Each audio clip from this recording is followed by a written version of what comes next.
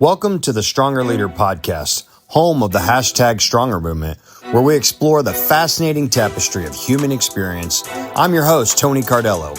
Each episode, we'll sit down with a remarkable guest to dive into their unique journeys, from successful business leaders to individuals who have faced the darkest of times and emerged stronger, even from some of the inspiring youth of this emerging generation. We'll also cover essential topics on marriage, leadership, as well as spiritual, physical, and mental health, all in hopes to provide you with the tools and motivation to navigate your own life's challenges. Whether you're here to learn, grow, or simply be inspired, there's something for everyone. So get comfy, settle in, and join us as we embark upon this journey together. Don't forget to hit that like and subscribe button as well. Turn on the notifications so you'll know whenever we drop new content. All right, let's get started. Okay. Can you I hear can it? hear it. It's my intro music. Okay. Welcome to another episode of the Stronger Leader podcast with your host, Tony Cardello. Can you hear the crowd yelling? Yeah, the crowd goes wild. I'm here with a special guest and a friend of mine, Mike Truesdell. What's up, Big Mike? How you doing, Tony? Doing good, man. And for all the homies out there that know Mike, he goes by Trues, right? That's correct, yes. That's right. Well, Mike, I'm super excited to have you on the show today, and I know that we share some commonalities with some of the past that we've had, and we were just talking before the show here that it's a little wild that we haven't actually intersected life, and who knows, we may have, with our eyes crossed, and doing whatever knows substances in the middle of the night, right? Yeah. But we know a lot of the same suspects that that all ran the streets of Kansas City, and We do. yeah, and so but obviously he's here now and a free man and doing good things, and so obviously at the Stronger Leader, some of the things that we represent is men, good men, walking out a purpose in their life, and I feel like Joe, mutual friend of ours, Joe Mendoza, as some of us call him, Uncle Joe on this side. Hooked us up and said, "Man, all that stuff you're doing, Tony, Mike, I think you got to get with my buddy Mike. He's doing a lot of the same stuff." So I'm super excited to connect with you. We talked a little bit on the phone, so I know a brief part of your history, and I didn't want to get too far into it because I didn't want to give up some good podcast material. Right, me too. Yeah. So here we are, and why don't you start out with just telling the audience who you are, where you're from, just the basic stuff. Where'd you grow up, and all that good stuff. Well, my name is Mike Truesdell. I'm from the Westport area, Kansas City. Mm-hmm. And had a rough start to life, Tony. My mom passed away when I was 13. My dad ended up really leaving me and my brother and sister a few months later, stuck us in an apartment down in Westport. Mm-hmm. But first of all, Tony, we all have stories, right? All of us. Yeah. You got a great story. I got a story. Everyone has a story. And I really choose just to tell my story and just hoping that it might possibly inspire someone else that's struggling out there, that they can actually turn their life around.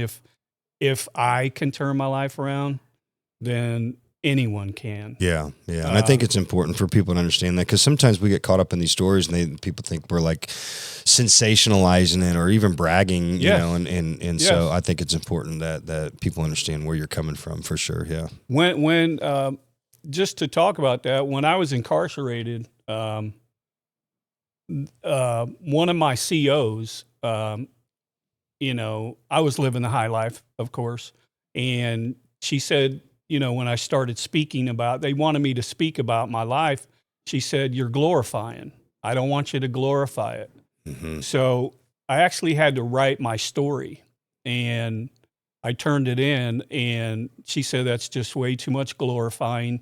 You have to rewrite it." Mm-hmm. So I literally, I wasn't a writer, first of all, and I couldn't tell my story at that time without, it seemed like it was glorifying. So I actually had another inmate write my story for me, which I was able to move on. They had a program for us. And I know, the things that we did, Tony, drug dealing is a glorifying world. That's why we did it. Yeah, that's what we did. The houses, the cars, the money, the semi-power that you might have over people around you. Yep. I was way more addicted to dealing than I ever was when I was using. Wow. I've been blessed by God. Like I have 28 years clean of using. Mm-hmm. But I only have, I think it's 14 years clean of selling. Wow. So that was a harder addiction to kick, was the selling part of it. Well, it was. The money. It was. Mm-hmm. It was much harder. When I was incarcerated again, I got on a work release program and got a job as a manager of ADT, home security, and things were going great in my life. Was paying my bills. I was doing all the right things. Met a lot of really good friends there that I still have today. I love the people that worked for me. I loved them all. But after about 7 years, a no-call list came out, and it shut down that company. Yeah. And the bills kept coming in. And when my unemployment ran out, I didn't have money to pay my bills, and I panicked. Right. Let's pause for a second on that, because I want to go back to your childhood first. Sorry. And no. The story's good, and I want to chronologically step through it. So let's talk about your childhood. So dad left completely? Well, not completely. Okay. He got an apartment in Westport and stuck me and my brother and sister in there. Like if that happened nowadays, he probably would have got arrested or something for child neglect or something. But back then it was no big deal. And then, so he would just leave you there and go work or go hustle or go. Yeah. He was staying with a lady that he met at a bar. And how old were you? I was 13. Okay. All right. So self-sufficient, at least to a degree. Yeah. Self-sufficient. And, I mean, I'm talking like you could wipe your own ass, and that's about the extent when of it. When you think of a 13-year-old, when I see a 13-year-old now, and I think, wow, that was me. Yeah, they're way different. They're way different. Way different. They have trouble making a sandwich. I had my buddy. My book just came out, and my buddy read it, and he said, because 12 years old is when I lost my virginity and smoked weed. It was the same day, actually, right? And he goes, damn, cuz. He goes, I've got a kid that's getting ready to turn 12 on Valentine's Day, and he still believes in Santa, and you're out here banging chicks and smoking weed. Yeah. Like, what the hell? Well, that's just a path that God put us on. Yeah, right. So are you in school? No. Well, I went to 7th grade, and then the summer of my 7th grade years when my mom passed. Okay. All right. And how old were your siblings? Just a little older than I was. I was 13. I think my sister was 15 and my brother was 16. And so did they quit school at the same time when you guys all got shoved in this apartment? We all went to Westport High School. Uh-huh. And I mean, I actually went to the school, but I didn't want to go, so I just hung out outside and smoked pot all day. My brother and sister, they went more than I did. My brother played basketball for Westport. Okay. Really good ball player. But he graduated. I don't know if my sister graduated or not. But I didn't. I started having kids. Still have a relationship with your siblings now? Yes. Okay. Oh yeah. Yeah. Okay, so tell me, all right, so you go to high school. When do you start getting into drugs, like from the dealing side of it? Well, relationship with your dad now? Yeah, still a relationship with him. Okay. He would help us out. Like he would bring food over. He worked at a grocery store. He was a butcher. So he would bring food over like once a week and drop food off, say hi and stuff like that. And I started hanging around a bunch of guys from the neighborhood, just smoking pot, drinking beer. A lot of Latino friends, they love to drink. And I really didn't like alcohol, but I would drink it just to be cool. hang out with everybody. Sure. And then I turned 15, and a guy that I knew was a construction worker, and he asked me if I knew where to get some cocaine. And at that point, I knew what it was, but I never used it. Mm-hmm. Like, you had to have money back then to get into cocaine. Yeah. And I was on the street. I had no money. Mm-hmm. So he wanted an ounce on Friday when he got paid. So I got him an ounce. I think it was like $1,100 back then. Mm-hmm. Made $200 on it, right? And for a guy on the street, broke, $200, that was pretty cool, right? Yeah, that's the hook. That was the hook. I was like, dang, that's Yeah. awesome. And I sold him an ounce a week for about a month or two. And then I was asking myself, like, why is this guy paying all this? It was a lot of money to me. Yeah. Why is this guy paying all this money for this white powder in a bag? I was really naive to the whole thing. Mm-hmm. And so at one point, I decided to try it. I was like, I'm getting ready to go out. I took a little bit out of the ounce, so I snorted a line and suddenly realized why you wanted it every week. Within minutes, I was walking down the street and I felt like Superman. Yeah. And it was really incredible. I'm not going to lie. Yeah. I was walking down to my sister's and I had a little bit, right? And I said, hey, you guys want to do a line? Her and her boyfriend. And they were like, what? You got cocaine? This is a big deal back then. Yeah. And I said, yeah, I got some cocaine. And so. How old are you now, Mike? I was 15. Now, how old are you right now? I'm 63. Okay. All right. So for reference, yeah. Yeah. So, yeah. I'm on 48. my last quarter mile. Yeah. So, that was really cool. And so every Friday, the next Friday, I was looking forward. I'm going to take a little out of this, and have a little more fun. So I did that a few times, Tony, and started really enjoying it. Like, as much as I enjoyed doing it, I enjoyed how people reacted when I came over now. They knew you had the stuff. I had the stuff. Yeah. Right. At first, it was like, there's Truesdell. Yeah. Right.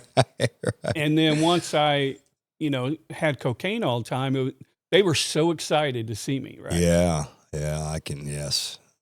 So, that was a really good feeling. I was just a kid from the street, thrown out there and, looking for friends. Acceptance. Looking for acceptance. Yeah. That's a good way to put it. Yeah.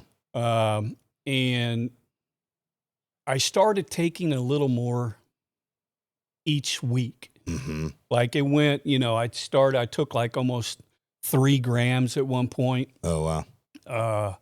And then I really got addicted to it really fast. Mm-hmm. And it got to the point, Tony, where I remember the last time he bought for me, I took 11 grams out of, we all know it's 28. Yeah, right. So, and I learned what cut was. Oh, yeah. I learned how to cut it to put it back in. Cause at first I was just taking it and leaving it a little short. But once I, and he started noticing it was not getting as good. The next thing you know, I'm an addict. Yeah. Full blown addict. Yep. Yeah. And then he quit buying from me, and I was left to now, what do I do?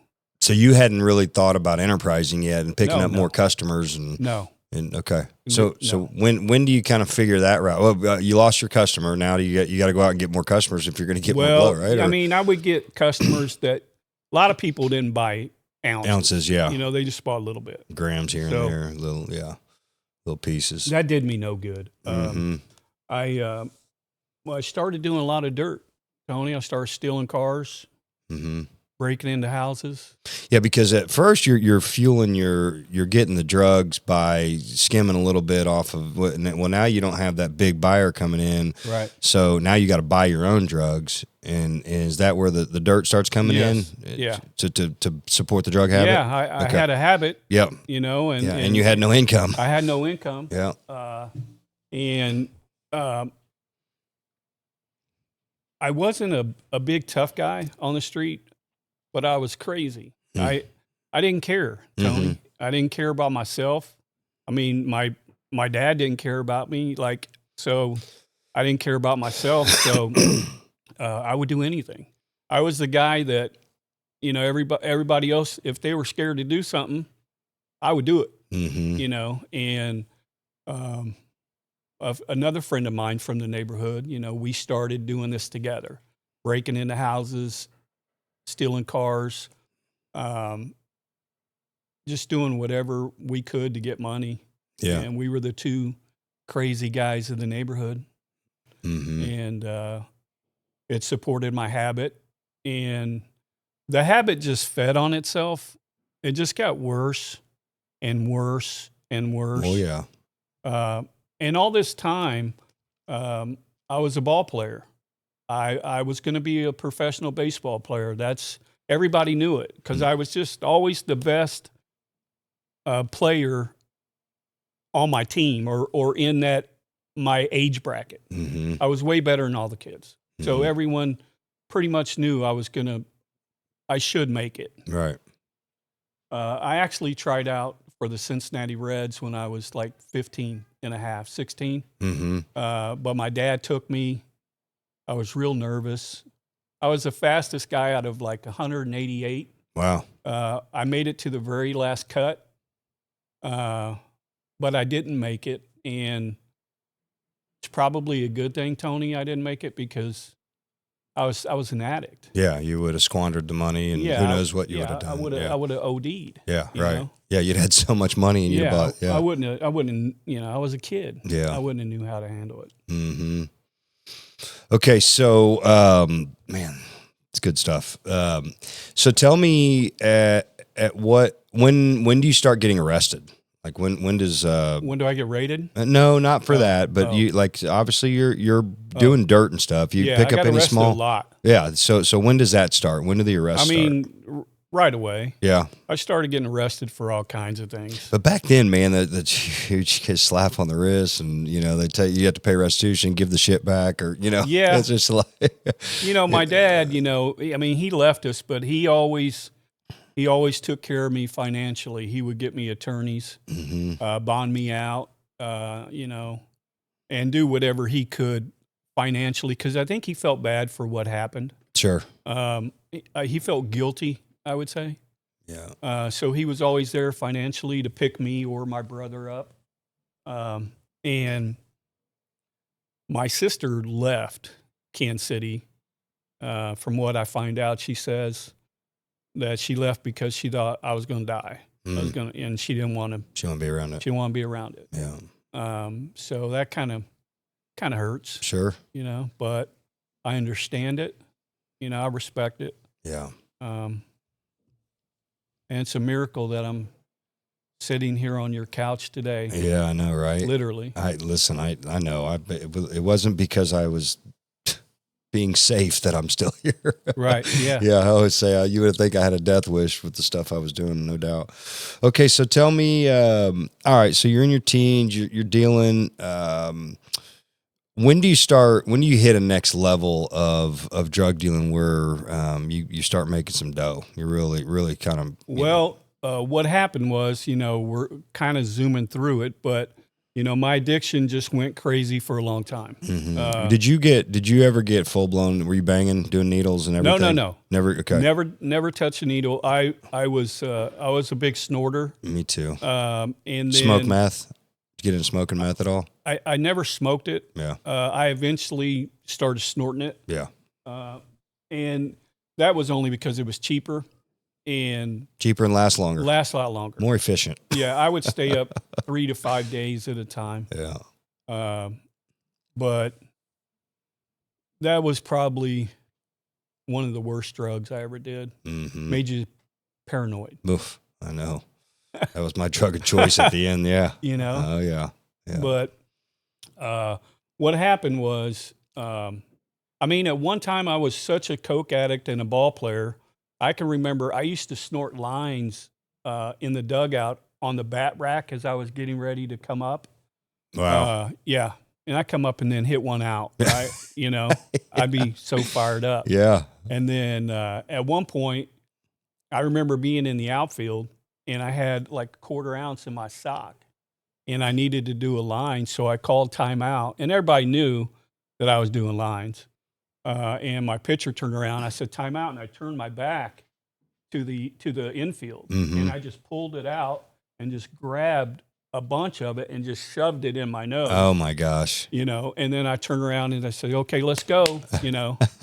But I mean, yeah, that's just the way it was. Yeah, you're bad. Yeah. Yeah. But I still was functioning. I was still great on the field. Yeah, functioning. Well, that's the biggest trick the devil plays, man. Me too. I when I was in the height of my addiction, I didn't think I was fine. I mean, I had money, I had, everything, and I didn't realize how empty and dead I was inside, but by all accords, I had a job, nice house, cars, all the stuff. And so, I know how that can be.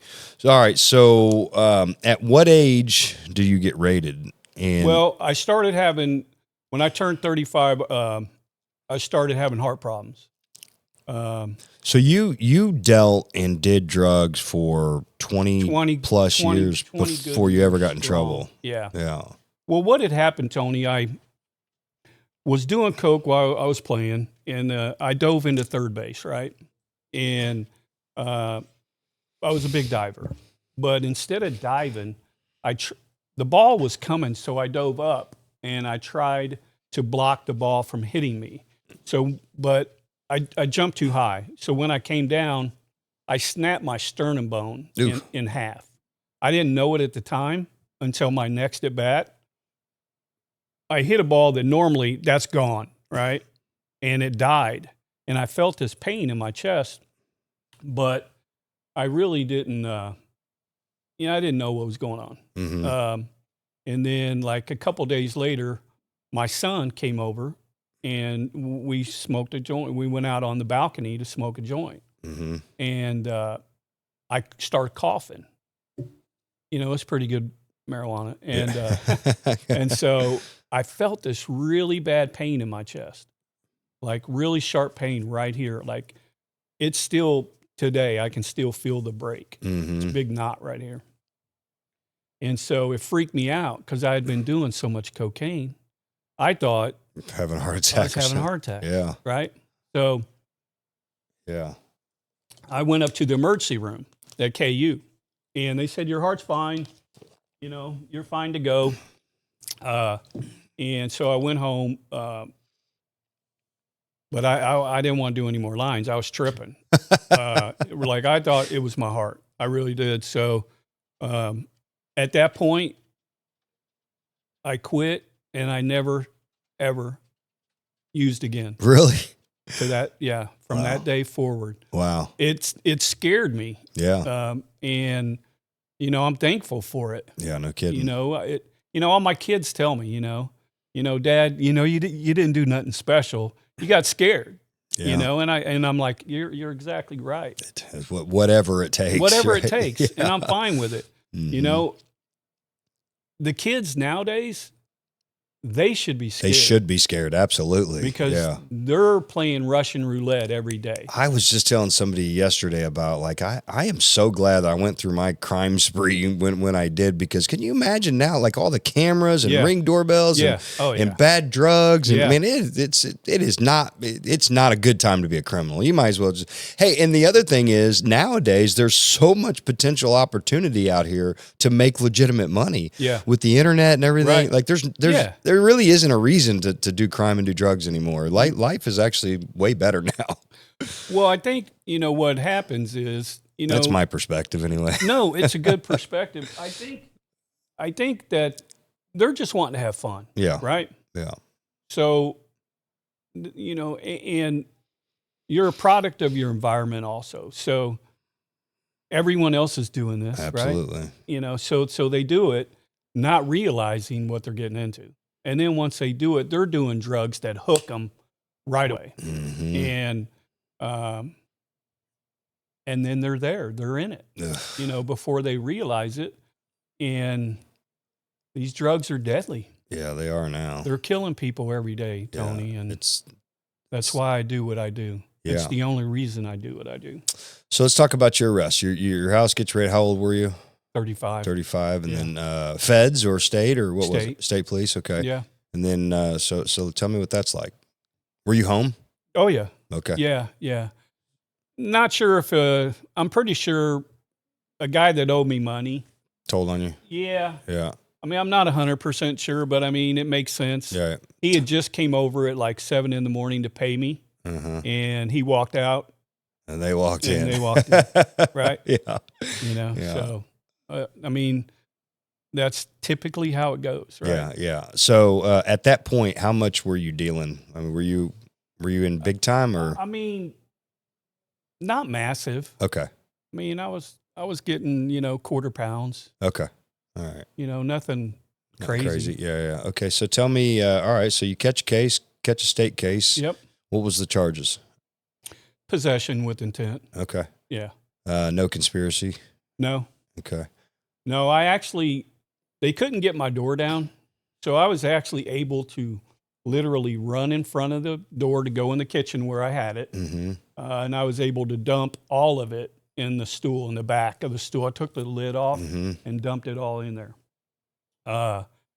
Cocaine? Yeah, coke. Mm-hmm. And, you know, they finally broke the wall down and came in. And while they were searching my house, I heard one of the police officers or SWAT, whatever they were. I heard him say, "Uh-oh." And then when he said that, I realized I had like 2 8-balls, 4 teenagers for a lady friend that used to come over. It was hers, right? And so I knew at that time they didn't get a lot. Right. You know, a couple 8-balls. Yeah, no big deal. No big deal. Yeah. Right? Okay, so you catch case. Do you get out on bond? I did, yeah, of course. Okay. My dad bonded me out 2 months. And then I had court. And then, so how long did your case go on for? Not long. I had John O'Connor and I think it's Ray Langford because it was Kansas. John really couldn't work over in Kansas, but he had one of his associates guys take it. And Kansas really goes by a grid. So I fell into a certain thing. And they said, if you plea, I can get you down to 2 years probation with 2 months shock time. And I was like, man, I played all that. And that's it. And I was like, man, sign right there. Done. You know, but I didn't realize that the 2-year probation in Kansas was to go to Gardner Correction Facility, Therapeutic community. Oh, you know, a drug rehab place. Yeah. I thought I was going home after the 2-month shock. Right. And everybody goes, no, you ain't going home. You're going over there. And I go, no, I'm not. I'm going home. Man, I ended up going over there, which really was the best thing that ever happened to me. Yeah. So, all right. So where'd you do your time at initially before you went to the center? They farmed me out to some place in Wichita. Okay. Sedgwick County. Yep. Sedgwick County, not the county, but it was another jail. 54 open pod. Okay. Kind of a dangerous place. Yeah. I mean, open pods suck. You know, there's people fighting. I got in 2 fights like my first week. Mm-hmm. And I realized I was over my head. You know, I wasn't built for that. I wasn't made for that. Mm-hmm. You know, those guys are real serious criminals. Yeah, right. You know, a lot of them were in there, you know, a few of them for murder. Right, yeah. And, you know, like I wasn't a big, bad, tough guy. I was a kid with a temper and athletic ability that kept me safe on the street. But in there, whole different ball game. Sure. You know. Oh yeah. And I knew at that moment, you know. Yeah, those guys are violent. They're violent. They're really violent. Yeah. Yeah. Mm-hmm. It's more than just being crazy. It's almost evil. Really. I mean, it is to want to inflict pain on somebody like that, you know, on a repeated basis. Yeah. So anyway, well, okay. So let's talk about while you're in there. Back up for a minute. Let me ask you this question. Yeah. In your life at all, when does God enter your life? At the center. Okay. Yeah. Right. Let's talk about that. How are you introduced to God? Any run-ins with Jesus or anything prior to that growing up at all? Anybody try to take you to church? No. Okay. No. All right. No, What was your stance on religion at that point? Did you believe in God? It just didn't even cross my mind. Yeah. That wasn't anything. Wasn't in my mind at all, Tony. Would you say that if the topic ever came up around people, you were just uninterested, and did you not believe that there was a God, or what? It wasn't like that at all, Tony. To be honest with you, it was just like a subject matter you just all didn't know. All the people that I hung around with, no one ever brought it up. Yeah, you know, none of us went to church. None of us ever talked about it. I lived in the Latin culture is really strong in the Catholic religion, and so I was surprised by, since you ran around with a lot of Latinos you weren't exposed to, is why I was curious. I am too. Yeah, really. Yeah. But all of us were just into partying. Mm-hmm. You know, we were pot smokers, beer drinkers, and unfortunately, I got into a lot of coke. Yeah. But so, who introduces you to God? Well, so. One of my counselors at the center, she got me into. I just talked to her last night about it. That's cool. Yeah, we're still friends. That's to awesome. This day. I love right? Doing that. She, her name is Katie Evans, and she was a counselor at the center, and This is almost 30 years ago. 23 years ago. Yeah, that's great. And she got me started into my spirituality.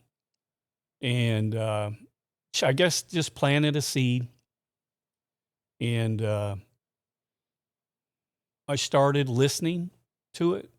And then when I was out there, I bucked the whole thing. Like, I didn't want to be there.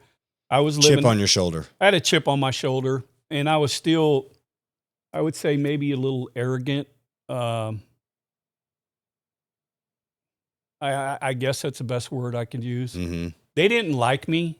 The people that worked there, she did, but the rest of them really didn't like me because I had quit using, but I was the reason why everyone else was there. They were there for using, and I was the dealer, right? I was the guy that supplied everybody. So they really didn't respect me or like me at all. But they didn't know me either. Right. You know? And got into some confrontations there. They took me in a room and told me, hey, you know, Truesdell, if you get in one more fight, you know, we're going to have to roll you to prison, like real prison, where you went. And I didn't want to go there. And I had a long talk with my kids, and, you know, they were like, Dad, look, man, do what you got to do. Get out of here, you know? Right. How many kids do you have? I'm not exactly sure. I think I have 7 with 4 different mothers. Okay. But really, I have my main 3. You know, Carolyn, Dominic, and Mickey. Those are my kids. And I love them to death. I wouldn't be here today if it wasn't for them. Were those 3? Those 3 didn't happen to be with the same woman, did they? They were all with the same woman. So that's probably okay. So there was some continuity there. Yeah, some continuity there. But I mean, they were always my main kids. Those your oldest as well? There was one other one that was given up for adoption before I had those 3, and that was with their mother's friend. Oh. And he was a man of the town, man of the ladies' man. I mean, You're in that life, man. I mean, yeah. At that time, nothing's. I was wild and crazy, and Nothing's off limits during that time. Yeah, I get it. But yeah, so I really have 3, Mm-hmm. but I have some other ones out there. I had a child with my best friend's wife while I was dealing. Mm-hmm. They were swingers and asked me to bring some drugs over and have sex with his wife. Yep. Kind of hard for me to say this on. I get it, man. On YouTube, but I went with it. Yeah. And she got pregnant and had a kid, and so he doesn't know I'm his dad to this day, and his dad just died. Yeah. So that was real tough for me. Sure. His mom just died. Ugh. Oof. Yeah. I had a lot of people around me passing away. Yeah. And sometimes I feel guilty, Tony. Like, why am I still the guy? Why am I still breathing? Why is God blessing me with all the things that he blesses me with? Yeah. I literally don't feel worthy of it at all. Yeah. Well, I think that if you continue to do what you're doing and carry out a mission, share the story, and sell hope and not dope, you know what I mean? I think that then your salvation is not in vain at that point, right? Then there is a purpose. There is definitely a purpose. I feel like I've been through all I've been through to make me who I am today. There's no question. And to do... You're forged by fire, man. Yeah.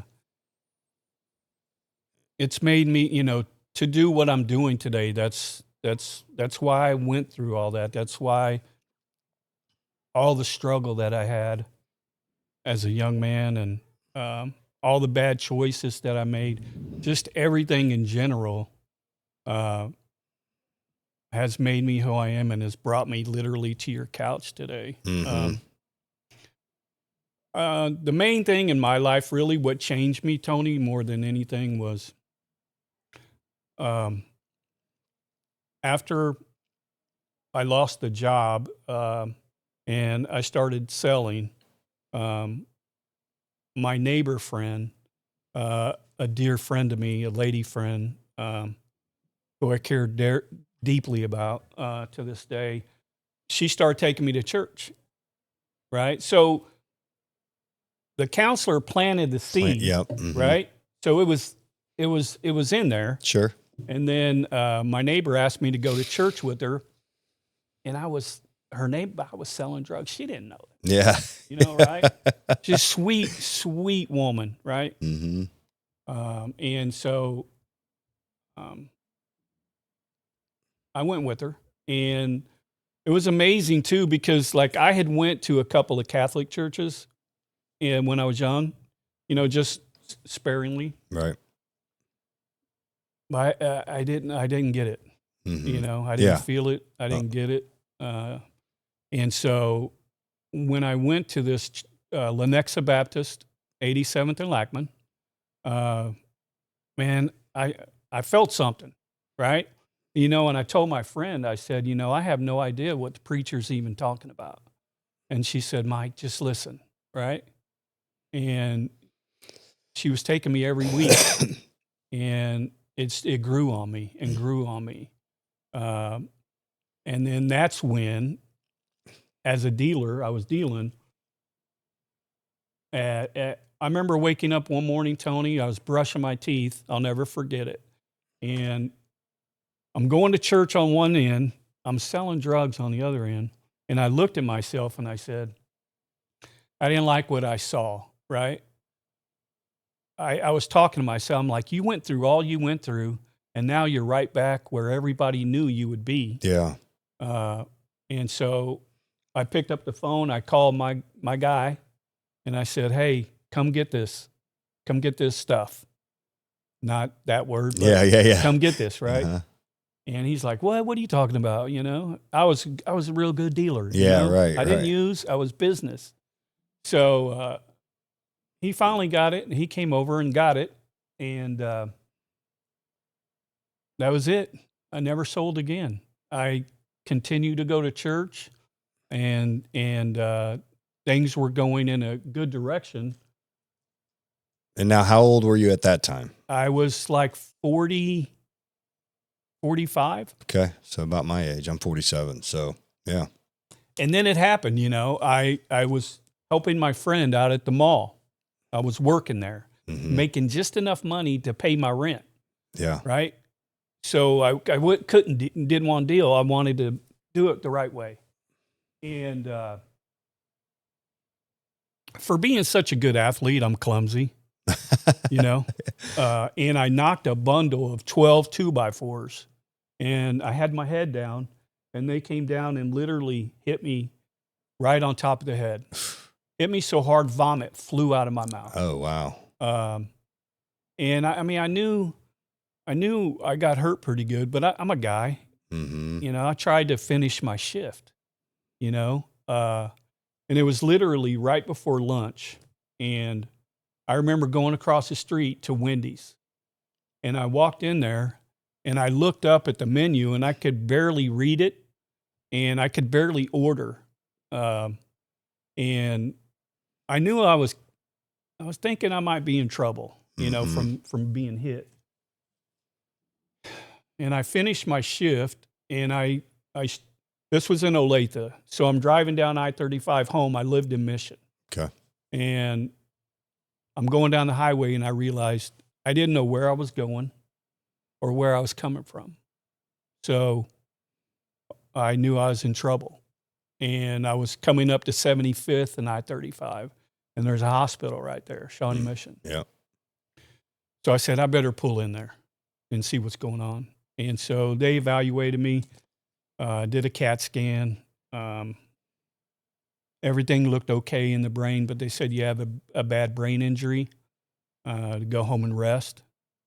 And I went home and I laid there. Severe concussion, at least. Well, right? That's what they were thinking. So I was resting, and I was getting worse. I was getting this massive pain all on the side of my head, up into my head. And, you know, my doctors were like, well, brain injuries, you really don't feel pain. So they couldn't figure out what was going on. So I just laid in bed. I just kept laying there. I just couldn't watch TV, turned out all the lights. And they finally sent me to a concussion specialist who ran a test on a computer on me. And when I started it, like literally, they put me in a room, turned out the lights, and gave me a laptop. And I just started sweating profusely. I got sick, started throwing up. And she came in and said, stop the test. She said, I hate to tell you, but you have a traumatic brain injury. You don't have a concussion. So it's quite a bit more extensive. Tony, I went home and I laid in bed, and I remember laying there. This happened May 6th, so right after the Royals home opener. Me and my buddy went to the game, double hitter. And I laid there and listened on the radio to the whole season. Right? Wow. I mean, yeah, just try to fathom what I'm getting ready to tell you. That's long. I laid there and I listened to every game, 162 games. Wow. Laying in bed the whole time.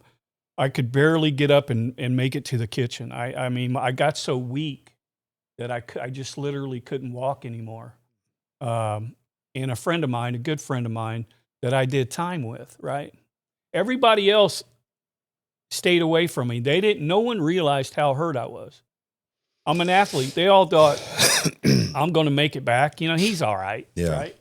You can't see a brain injury. Yeah. So, you know, if I'd had a broken bone sticking out of my neck, they would different, realize right? Yeah, it, right? yeah. So he literally had just got married. His name is Pat Gomez, by the way. Just a friend I love to death. Saved my life, literally. Like he would come over, buy my food, right? I had no money. I was just laying in bed. He would go to the grocery store, buy my food. And then after laying there so long, he would help me get me to the car and literally drive into Price Chopper's parking lot in Roland Park so I could try to get used to motion. To this day, I still have vertigo really bad and what's called vestibular problems from the blow to the head. So it took me forever. I still have it today. Like I struggle. But he did this for a year, and just got married. Who does that? His wife let him come over every night after work and help me. Literally, I wanted to give up. I thought my life was over. Like I was going to commit suicide a couple times. From being such an athlete to being really crippled. It's humbling. It's very humbling, right?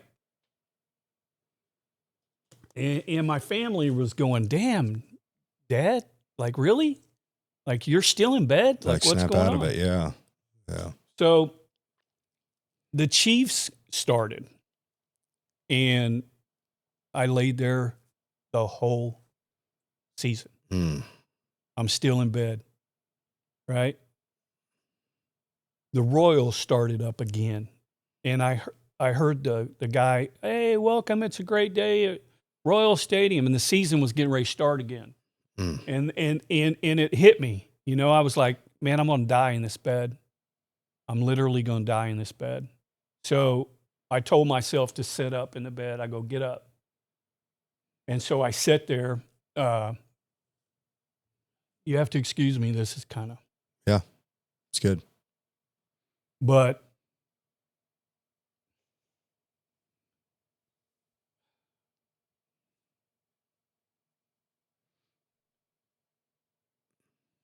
I was like, I'm going to take one step. And I'm going to sit down. And the next day, I'm going to get up. I'm going to take two. It was really a slow process. Yeah. And then I had this long hallway in my apartment. And I was like, well, I'm going to make my way to the door. I'm going to walk myself out of this. And eventually I got to the door, and eventually I got outside and was able to walk around and make it back up. I lived on the second floor, so I had to go up and down stairs too. And I just started walking. You willed yourself to do it. I did. I have no idea how, looking back on it, who comes out of laying in a bed that long. My muscles were so weak. Deteriorated, yeah. Atrophy. Yeah. And then I eventually, I was getting very lucky. I had a guy from church that was my church paid 4 months of my rent to keep me, the church that I had gone to. Yeah. That I always questioned where the money went. Yeah. Right? I felt so guilty. I questioned the tithes. Yeah. Yeah. And, my neighbor, she's so sweet. She's like, Mike, ask the church, because I told her I'm going to be evicted. And we were so close. And I said, I'm not asking church. She says, Mike, ask them. So I did, and they paid 4 months of my rent. They kept me there, thinking that I was going to get better, right? But I just wasn't getting to any point where I could work or do anything, brain injury, a traumatic brain injury is pretty bad. Yeah. To this day, I still can't get on a computer. I can't scroll on a smartphone. I still have a flip phone because I get vertigo real bad. But eventually, I had to leave. like I didn't have any money to pay rent. And my dad, believe it or not, we still had a relationship, and he was getting dementia, and I had nowhere to go, so I moved in with my dad. Right? How about that? How about that? And Full circle moment, right? Yeah, full circle moment, Tony. Mhm. And it's amazing too, Tony, because sometimes we'll do more for other people than we even would ourselves. Yeah. Like my dad needed me. He needed me to drive him to the doctor. I hadn't drove. I gave him my car while I was hurt. I had this real nice Lexus. And I just gave it to him because I couldn't drive. So he needed to go to the doctor. I hadn't drove. I hadn't done anything. And I got him in the car, and I drove, right? I made it. I got him there. I would take care of his medications, get his food, and did the best I could to take care of him. Mm-hmm. And then in the meantime, I would go out in the parking lot and walk. I would walk all day. Like once I started walking, I wouldn't stop. Yeah. Yeah. You know? Yeah. And this, I do this today. Like I bought a stationary bike at Walmart. Mhm. It's right next to my bed, and I ride it every day, or I walk every day. Yeah. Like I can't, I feel like I just can't stop. Because you know? because you can and you couldn't before. Right. Yeah. Yeah. Well, I feel like if I stop, then I'm going to go backwards. So, but I took care of him for like 5 years. But after a couple years, I was able to go back to work at ADT. They brought me. They had a little bit of a company, not a big one like I ran. I used to have like 60 employees, give or take. And they brought me back to do a realtor's program with ADT. Mm-hmm. And I started doing that and was doing fairly well. And believe it or not, we were moving offices. And I had bought it, not this 300 that I'm driving now, but I bought another one. And the trunk didn't stay up. And I went in to get a box of stuff out, and my boss was holding it.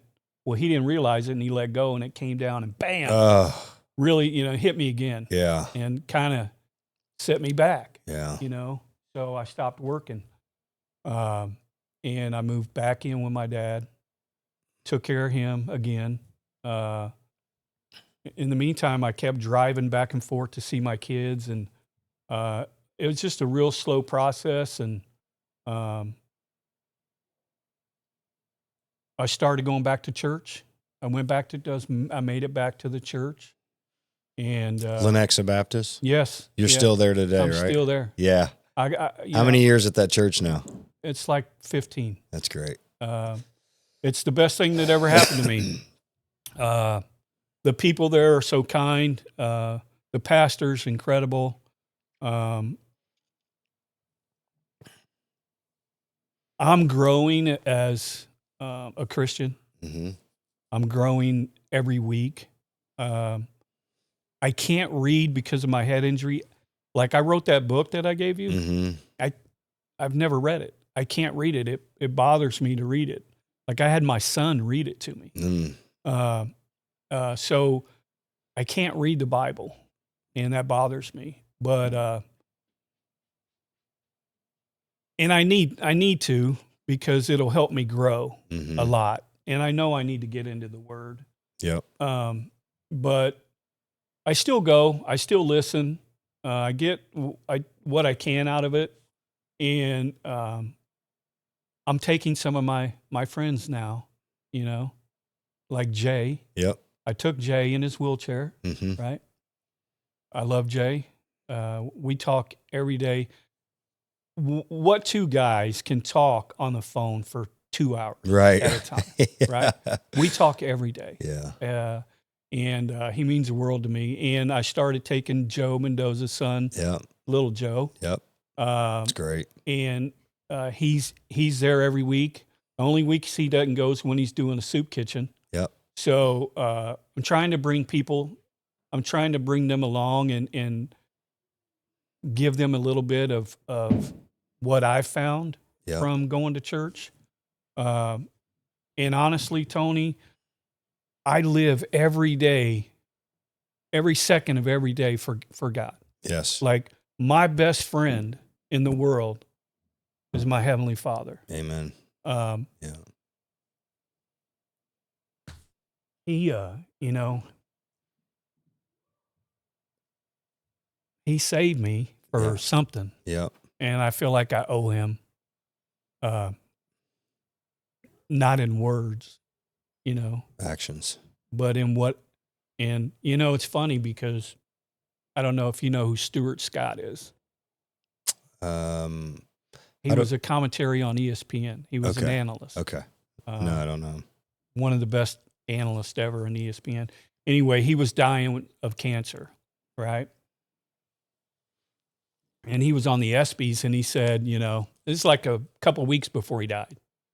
He said, you can honor God by how you live, while you live, and in the manner in which you live. And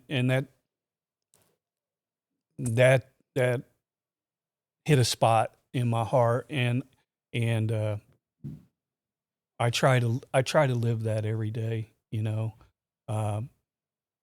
I've tried to take my kids to church, and they've gone, but they don't go really anymore. But I show them. You plant the seeds. Yeah, I just show them how I'm living, right?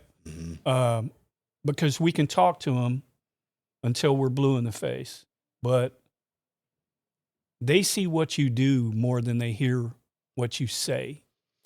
Wish I could quote one of my friends from lunch today.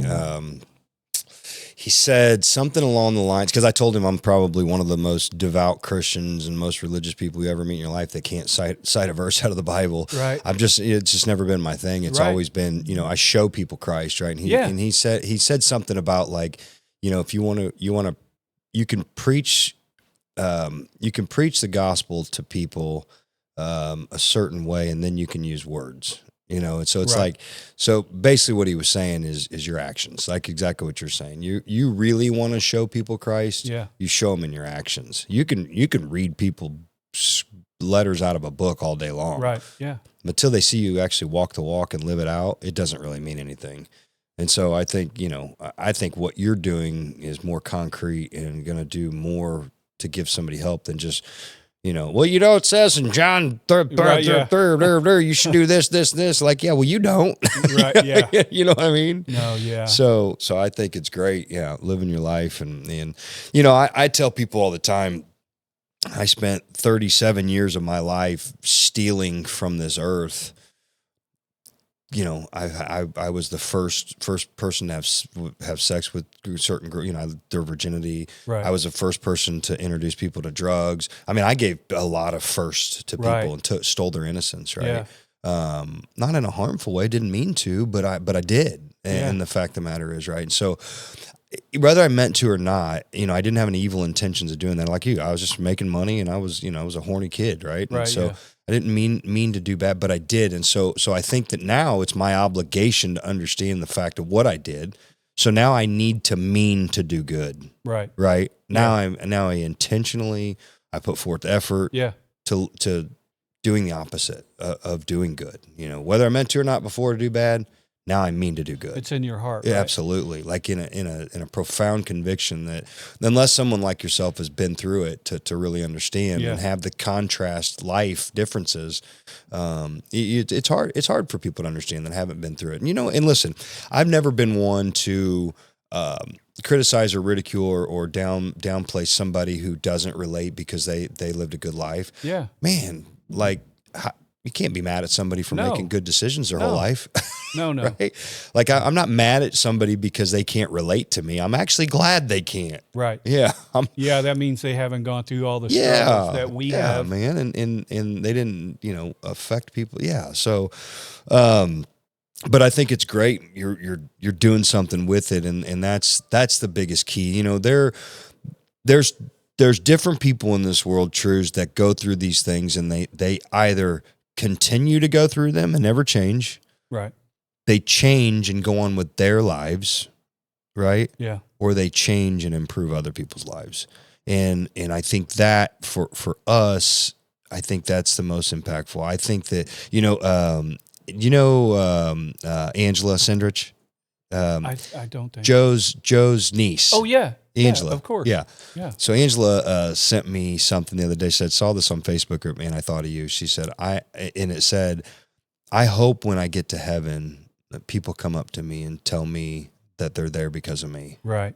And I'm like, wow. I did a video on that today and I'm like, That's pretty deep. That is, man. I walk the earth and walk my walk because I can't wait for that day that I get to stand before our Creator and He says, well done, good and faithful servant. Come on in, right? Yeah. But then the next one is when He lets you come in and then all these people come up to Him like, bro, right. I'm here because of you. You remember that time we talked about whatever?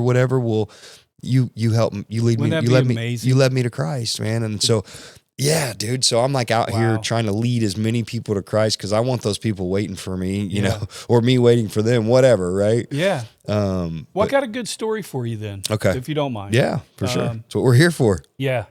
So, after I started getting better from my injury, something just came over me and I wanted to go back to where I did my time and speak and just tell my story. And so I got the nerve up to call him and I said, hey, this is Mike Truesdell. I did time out there. I want to come out and speak. Like I knew they had speakers come in. Yeah. And they go, who is this? And I said, Mike Truesdell. And they said, oh yeah, we'll get back with you. Mm-hmm. I didn't hear nothing. I called again. I ended up calling them like for a year, and I never heard back from them. One time I called them and they're like, man, you really want to come out here, don't you? And I said, yeah. I said, it's in my heart. And they said, okay, come on out and we'll talk. So eventually I went out and they let me start speaking. And, I'll never forget it. I was so nervous. As I am right now doing this. Yeah. And I just prayed to God, give me the words to try to help someone. That was my goal. Just go in, try to give somebody some inspiration that maybe possibly if that guy can do it, I can do it. Yeah. Right. So I went in and after about, I think I told you this when we were talking, but after about 15 minutes, I think I blacked out. Yeah. And I think God took over, right? Like, man, it just... You're rolling. It just went. Yeah. And man, I was making eye contact with these people. You're on fire. I felt it. And at first, they were like, hum-de-dum, who is this guy? And then I had them. Yeah, once you had their attention. I knew I had them. These are inmates, right? Yeah. That are going through the struggle that I've been there. I've been where they're at. And I was supposed to speak for an hour. And then I noticed it's like an hour and a half. And I looked up at the staff and I was like, and they go, man, you got him. You keep going. Yeah. So I kept going to a point where I knew it was time to quit. And I said, my name is Mike Truesdell. And I dropped the mic on him, right? I'll never forget that, and 60 inmates stand up and they're all, that's great. Yeah, I love it. And that was I literally walked out of there. I wasn't touching the ground. Mm-hmm. Like it was the best feeling.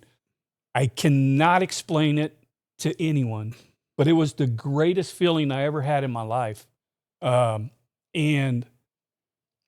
the story is me and my son, my son was going to church with me for a while. Mm-hmm. Like he's trying to, he's really trying. Great kid, going through struggles too, and they hear about me speaking. I've been speaking 10 years now, right? Yeah. And so we go in there, and this guy comes up to me. We're in church, right? And he's got on biker gear, like a biker vest and stuff.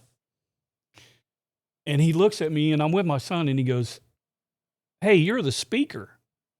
And I was like, he goes, "From the center, you're the speaker." And I thought I recognized the guy's face, right? Yeah.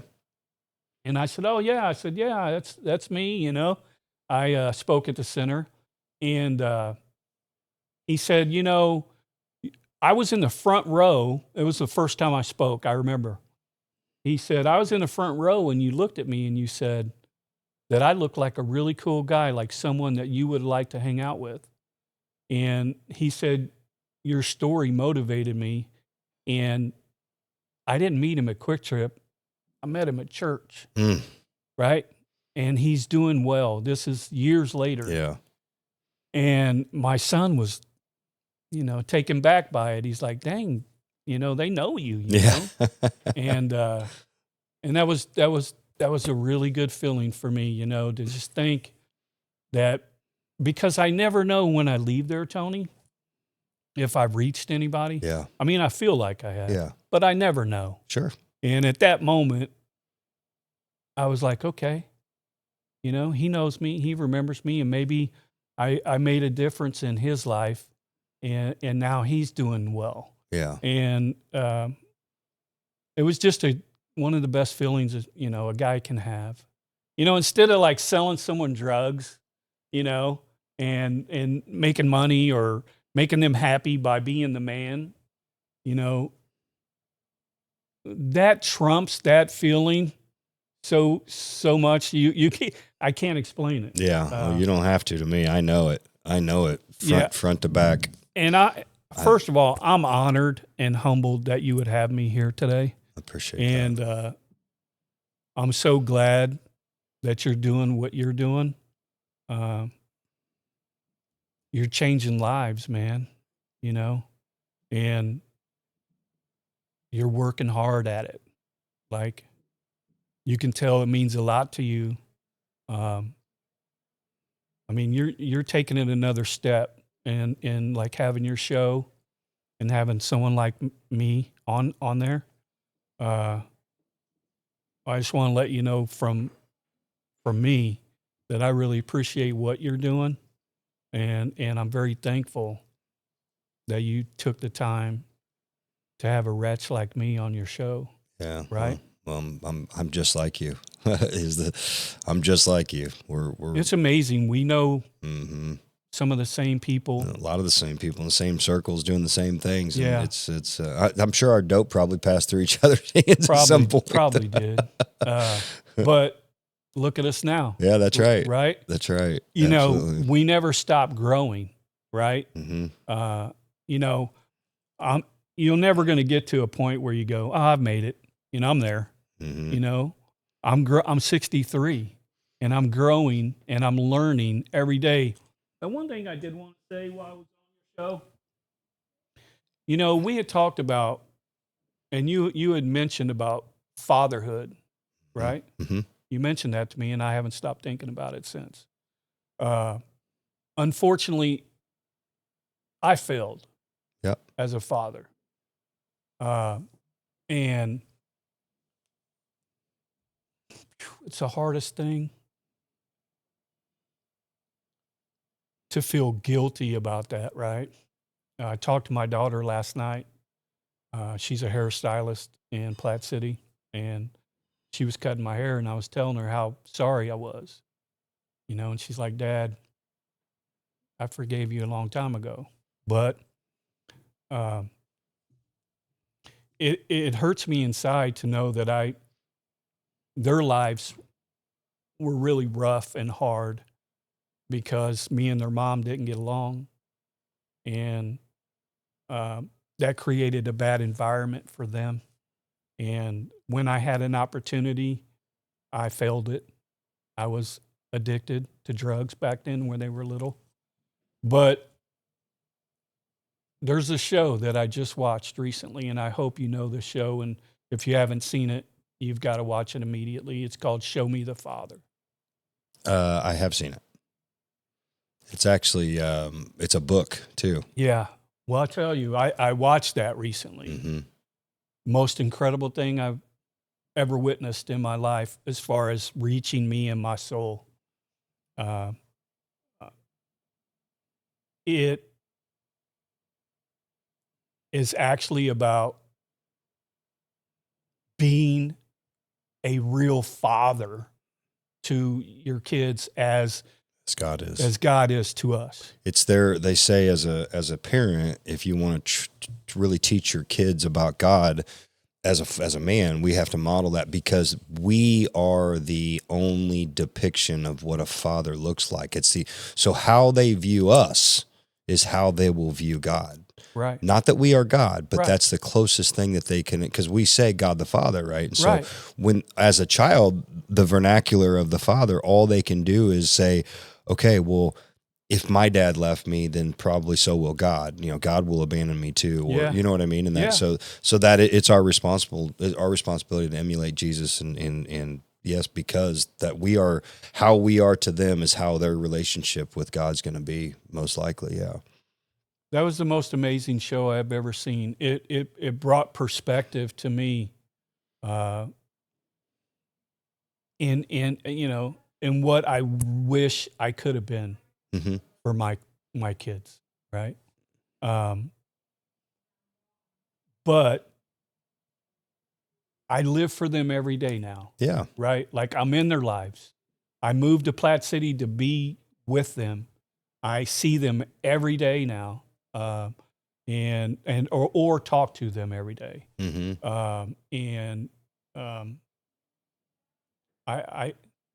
I live for them. Like, if it wasn't for them, I probably wouldn't be here today. Yeah. When I was in bed, and I was hurt, I remember my son. He was talking to me on the phone, Tony, and he said, because I thought when I was dealing, I gave him all this money and limos and things. I thought that I was doing the right thing. Right. I was trying to really just be their friend more than a father. Well, you were replacing you with money. Yeah. Wherever you were absent, you were filling in with dollars. Yeah. Mm-hmm. Yes. And I showed them all the wrong things, like my son and my kids. I have 2 kids that have struggled with addiction, and I feel guilty about that. But when I saw that movie, man, it gave me perspective on what a real father should be. And of course, like I said, I failed it. Yeah. But I'm not going to dwell on the past. I'm going to do everything I can today in my actions to show them what a real father should be. Absolutely. And I'm a sinner. I'm still nothing but a sinner, saved by the grace and mercy of God, and I know that. But I also know I owe a debt of gratitude to my Heavenly Father for sparing me and saving me, and I'm very humbled by that He would use, because I feel like He's using me. Yeah. Yeah. I'm so honored that He would even think that I could do good and use me for Him and for His sons and daughters. Yeah. That's deep. All these people are dying, Mm-hmm. I mean, as me and you sit here and talk, someone's out there dying. They're overdosing. Right. And, my son's girlfriend, this is how bad addiction is, right? But I need to say it. Yep. My son's girlfriend went to the emergency room. She was very sick, and they told her she had sepsis from shooting up. Uh-huh. And you know what sepsis is, it's right? like septic. Septic. Yeah. It's a blood disorder. Yeah. Mm-hmm. It'll kill you. Yeah. Right. Like it's life or death. Right. So they told her, hey, you need to stay here. We need to treat you. You're septic. And she was with her mother, and she wanted to get high so bad she left the hospital. And she died. She died a few hours later. Gosh. And I can only imagine what her mom thinks. Like, she took her daughter out of the emergency room, not knowing, the gravity of the situation. Yeah. But that's how powerful these drugs are. Like, these kids are, like I say, they're playing Russian roulette every single day with their lives. And, when I speak, let's say I'm speaking to 60 people. I start off by telling them, a lot of you will be dead soon. You'll either be in prison or you're going to die. And I think that grabs their attention right away because absolutely, it's real. It's real. It's facts. Because they are. It's a fact that they're going to die. And honestly, if they don't physically, literally die, they're dying anyway. Yeah, they're dead because they're not living, right? And I also tell them, because I'm just one of them. I say, the best high I ever got in my life, and they're like, waiting to hear. I go, getting straight is the best high you'll ever have, because getting high is this. Yeah. Yes. Getting straight is this. There's no come down. Yeah. The storms will still come your way, even though you're clean, but you can handle them much better. Proof of the power and the presence of God is not in the absence of attacks, but the ability of the believer to withstand them. Wow. So you can quote. Well, that's not from the Bible. Oh, that's from a pastor. That was good. Yeah, but that was from a pastor, Stephen Furtick, man. Oh, It's just stuck with me forever, because it's like, wow, yeah, man. Yeah, because some of the stuff you go through, even as a Christian, people, you get baptized and everything else, like, oh, my life's going to get good. Like, no. Right. No, it's getting ready to get real rough. Right. Yeah, It's going to get... the devil just lost one of his teammates. Yes. And he don't fight fair. Right. And I tell my kids this also, now that I'm doing good and I'm walking towards God and I'm trying to live for him, Satan comes after me and relentlessly. And people don't know how to take that. They're like, yeah, what? No, I know, because stuff keeps happening to me. Yeah. Right. But I'm knocking Shield. I'm shielding it off. Yeah, right. Yeah. And I'm able to overcome it. And it's only because of my faith in God, and God's with me. And I talk to God all day. It's great. Every day. It's good. If something good happens to me, thank you, Heavenly Father. If something bad happens to me, thank you, Heavenly Father, That's right. for getting me through it. Yeah. Right? Yeah. Like, I know he's with me, which is amazing for me to be sitting here on your couch.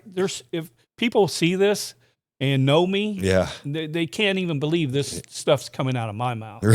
Right? They can't. Right. Yeah, and you still got your naysayers out on the sideline waiting for you to slip back into your old ways. Yeah. And I always tell everybody, hey, if you're waiting, grab some popcorn. It's going to be a while. It's going to be, because I'm not going back. You know what I mean? I've been clean 28 years and haven't sold for 14. I still get phone calls from dealers. Yeah. Hey, you back in? Yeah. You want something? Yeah. And I'm like, really? No. Yeah. Are you serious? Are you really?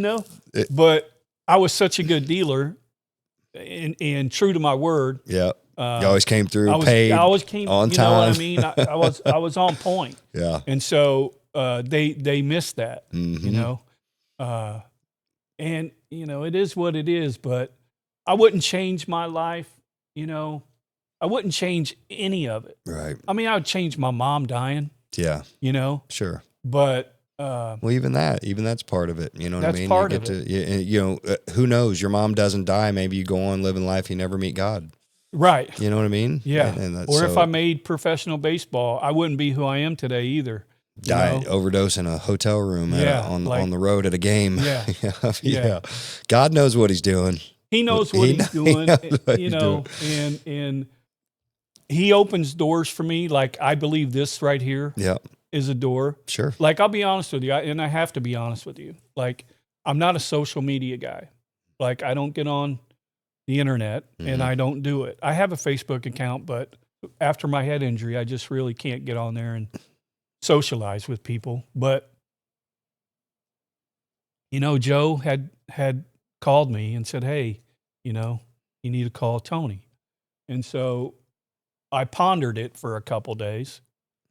And, I told my oldest daughter, she's a true soldier. You would love my daughter. You'd love my kids.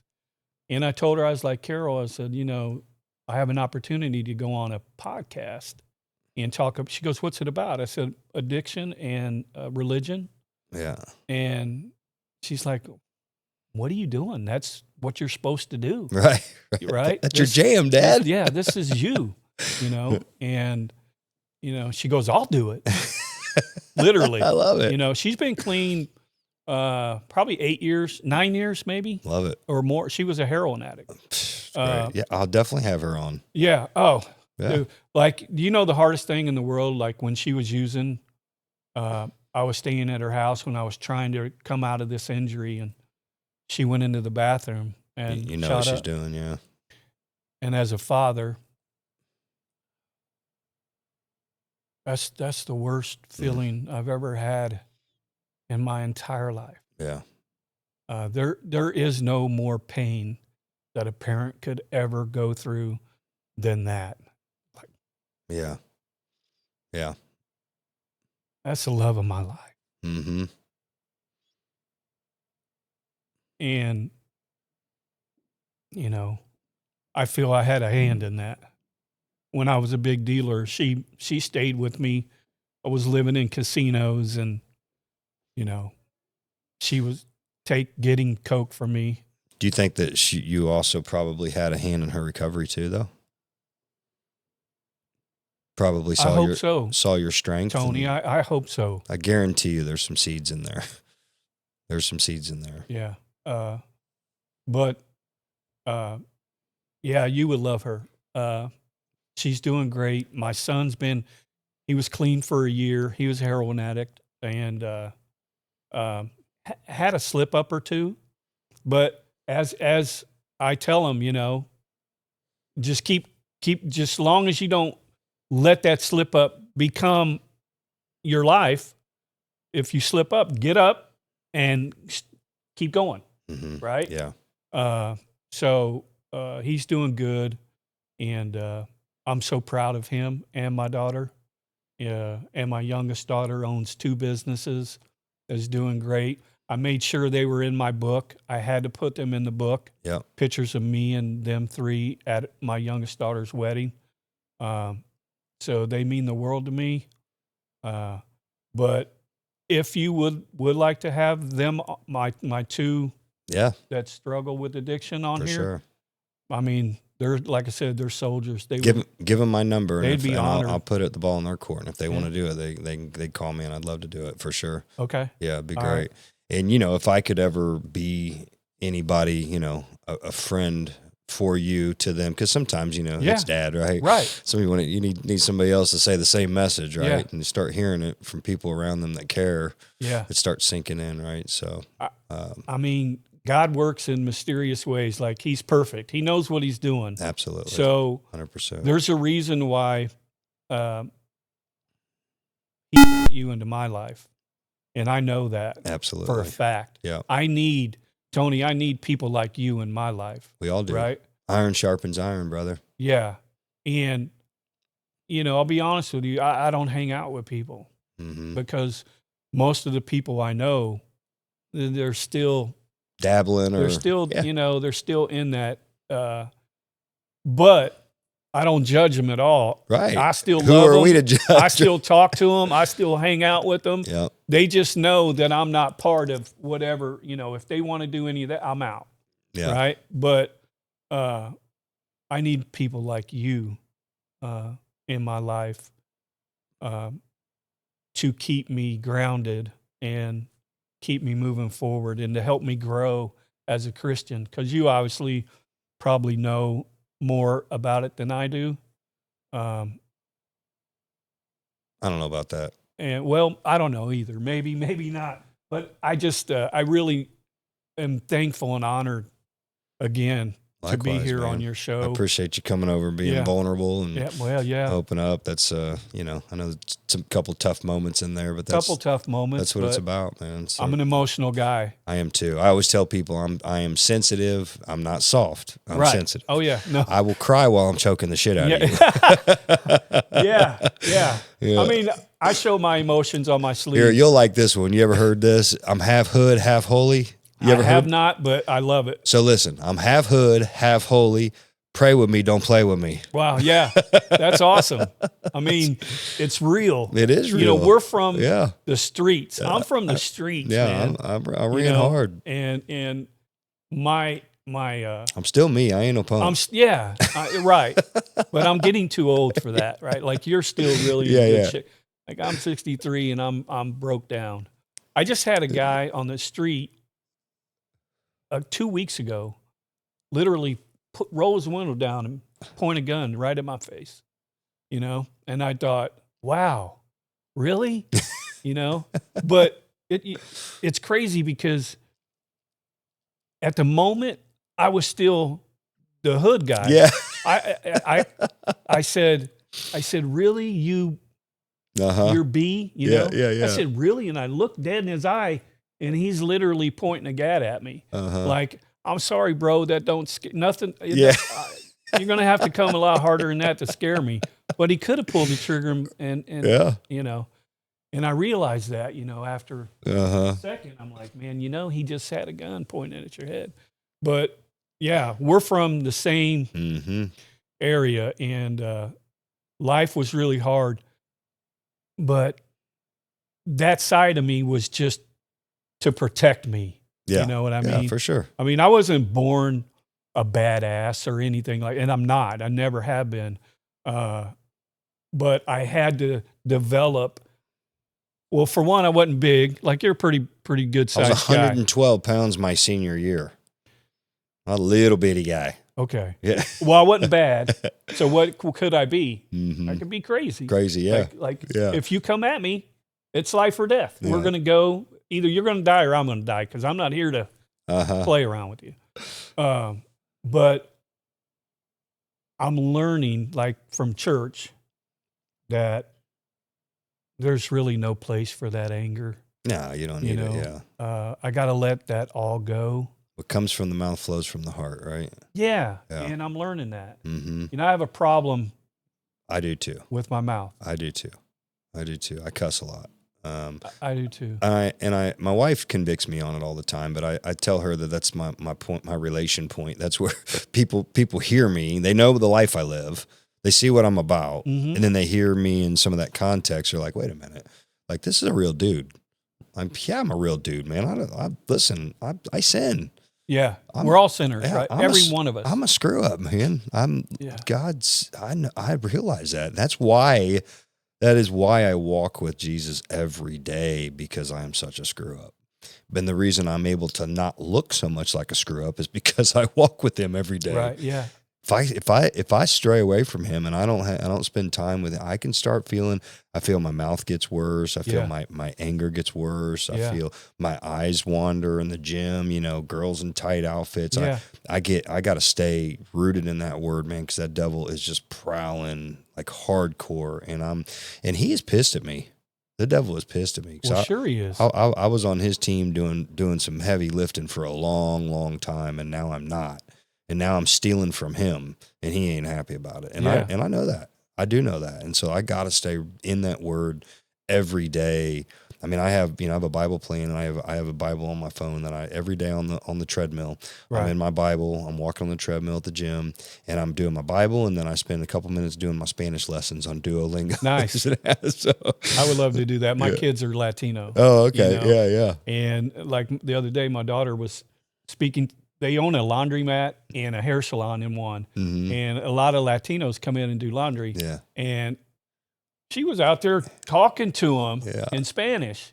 And I'm like, are you taking courses? Like how, she's half white, half Mexican, right? I've never heard you speak fluent Spanish. And she just smiled real big, But I wish I could speak Spanish. I'm trying, man. It's hard. We go down to Mexico or something, and I'll rattle off something to the cab driver, and the cab driver will be like, "You speak Spanish?" I'm like, "No, man, just a little bit." And my wife's like, "No, he speaks Spanish." I'm like, "Stop telling him that, because he's gonna start talking to me." It's the coolest language there is. I love it. Right?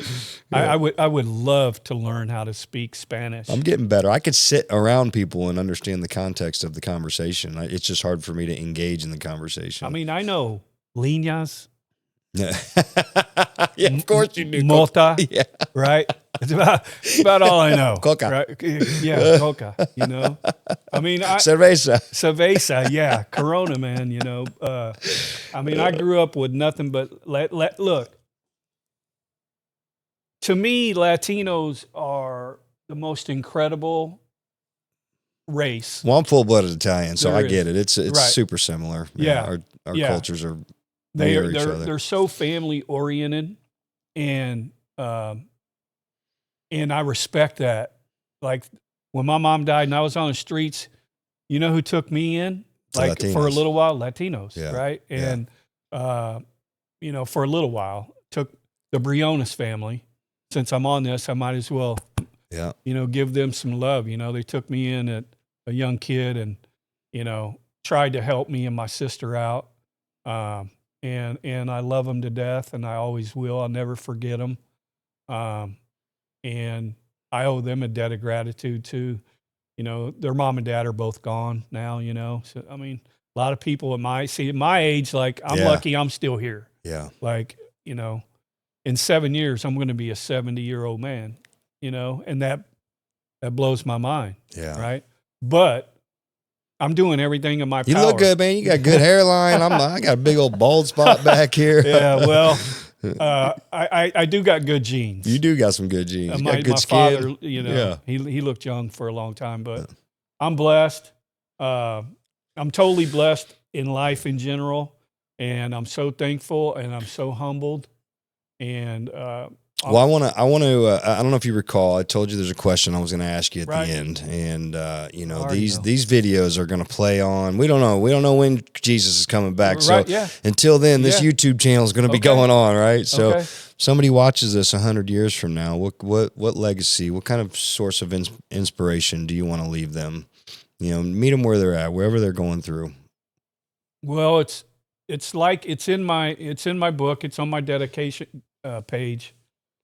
The one thing that I can say to everyone in general is, with addictions or not, it matters not how many times you fall, because we're all going to fall many, many times.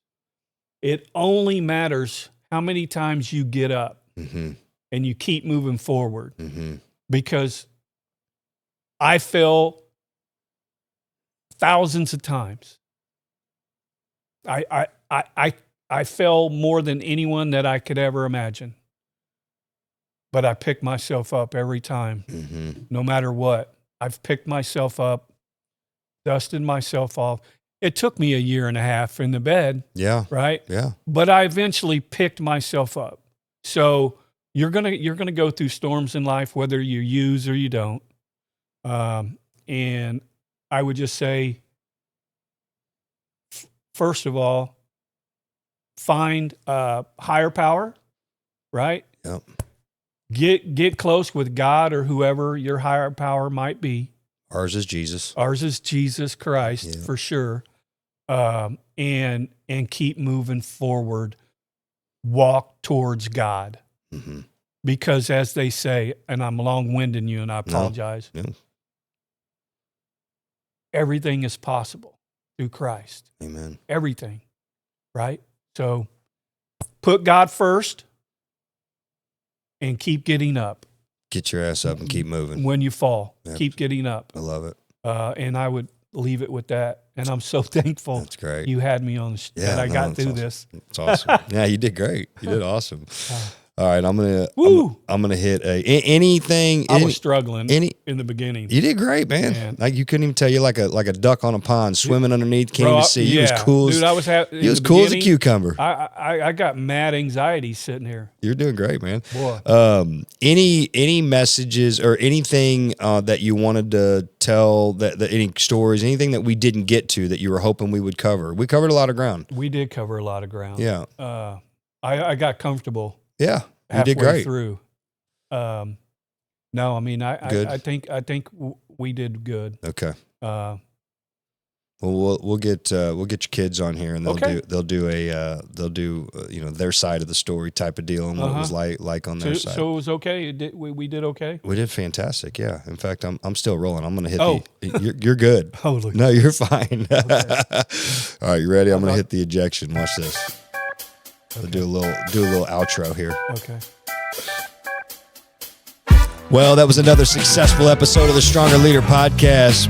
Trues, man, I appreciate you being on here, brother. Your vulnerability, your honesty, raw. Keep doing what you're doing, man. Keep living for the Lord. We appreciate you. Thank you, bro. And listen, if you liked what you saw here, hit that like and subscribe button. And don't forget to hit that bell and get notified when all the new stuff drops. And as always, be good, be blessed, and be stronger. Peace.